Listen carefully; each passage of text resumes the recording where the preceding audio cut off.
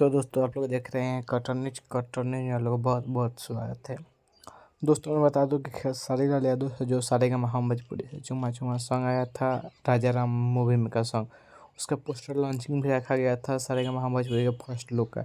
दोस्तों मैं बता दूं कि चुम्मा चुम्मा का फर्स्ट के बाद फिर से एक राजा राम फिल्म का दूसरा सॉन्ग आ रहा है।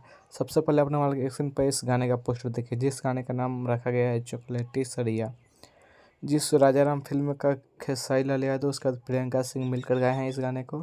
म्यूजिक कृष्ण बेदर्दे जी, उसके बाद लिखे हैं कुंदन प्रेत जी। आराध्या फिल्म से आया था जो कमर डैमेज 50 मिलियन के आसपास है, उस गाना फिर से आ रहा है, कुंदन प्रेत जी का लिखा हुआ है।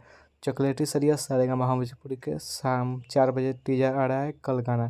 तो बस गाना सुनते रहिए। एक तो खेसारी म्यूजिक वर्ल्ड पे एक नंबर पर ट्रेंडिंग में ट्रेंड कर ही रहा है।